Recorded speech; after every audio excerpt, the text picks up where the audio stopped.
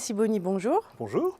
Vous êtes professeur de stratégie à HEC Paris, une matière que vous déclinez également sous forme de chronique. On a l'habitude de vous voir sur le plateau de Xerfi Canal. Et vous êtes l'auteur de l'ouvrage « Vous allez commettre une terrible erreur » aux éditions Flammarion. Dans cet ouvrage, vous évoquez notamment les biais cognitifs auxquels nous sommes soumis et dont il faut savoir se défaire si l'on veut prendre de meilleures décisions. Alors justement, est-ce que vous pouvez nous expliquer ce que c'est qu'une bonne décision? Ça dépend à quel moment on la regarde. La plupart des gens vont dire qu'ils ont pris une bonne décision, qu'ils ont pris une mauvaise décision en fonction du résultat. C'est pour ça que je dis vous allez commettre une terrible erreur, parce que la vie étant ce qu'elle est, et l'incertitude étant ce qu'elle est en particulier dans les affaires, on va forcément commettre des erreurs si c'est comme ça qu'on définit une bonne ou une mauvaise décision. La bonne manière, à mon avis, de définir une bonne décision, c'est au moment où on la prend avec les informations qu'on a. Je vous donne un exemple. Si vous cherchez sur Internet, par exemple, les plus grandes erreurs de business des dernières années, vous allez en trouver une, qui est l'erreur de Verizon, l'opérateur de téléphone américain, qui a refusé d'être le partenaire de lancement de l'iPhone en 2007. Alors évidemment, tout le monde vous dit, c'est l'erreur du siècle, parce qu'ils sont passés à côté d'une opportunité extraordinaire.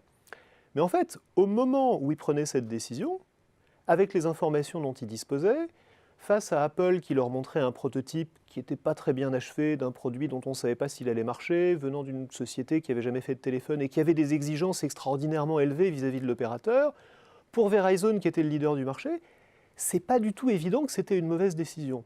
A posteriori, on va dire que c'était une très mauvaise décision, que c'était une erreur. Mais en fait, au moment où ils l'ont prise, c'était pas forcément une mauvaise décision.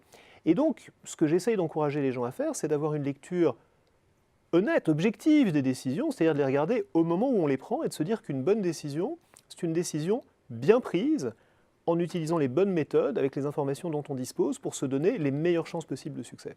Une décision rationnelle en somme. Alors justement, est-ce qu'il faut se fier à ses intuitions? Alors, ça peut être très rationnel, l'intuition.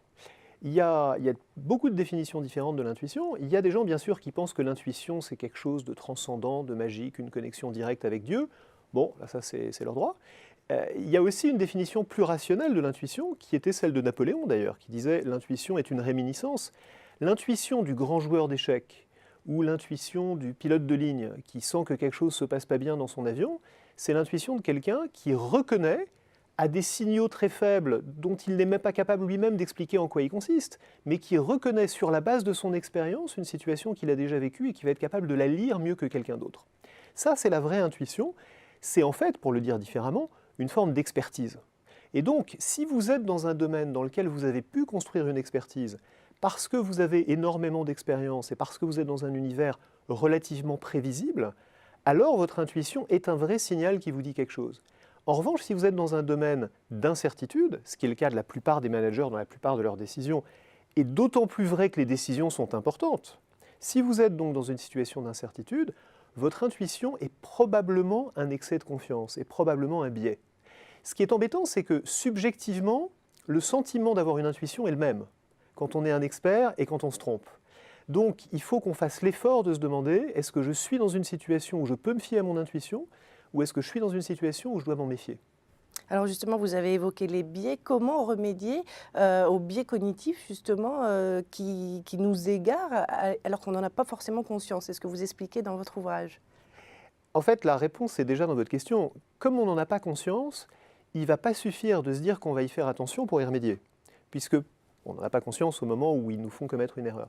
Donc en fait, la seule manière de prendre des bonnes décisions, malgré les biais qu'on aura toujours, c'est de s'entourer de gens en qui on a confiance et qui vont essayer de nous aider à corriger nos biais.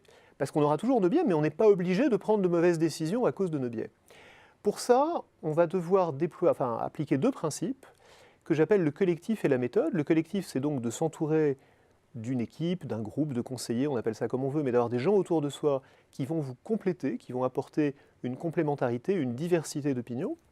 Et la méthode, c'est qu'il ne suffit pas d'avoir des gens divers pour prendre une bonne décision, encore faut-il savoir comment exploiter leurs idées, comment utiliser leurs talents. Et pour ça, il faut des techniques de débat, il faut des techniques de dialogue, il faut des techniques de recherche d'informations, il faut des techniques de prise de décision. Décider, c'est pas quelque chose qu'on fait comme ça au feeling parce qu'on est un grand manager et qu'on a de l'expérience, c'est quelque chose qui demande de la méthode. Donc du collectif pour ne pas avoir tous les mêmes biais dans la pièce, de la méthode pour que la confrontation de ces idées aboutisse à la meilleure décision possible, et on arrivera le plus souvent possible à ne pas commettre une terrible erreur. Eh bien, merci beaucoup Olivier Sibony pour ces précieux conseils. Merci Monia.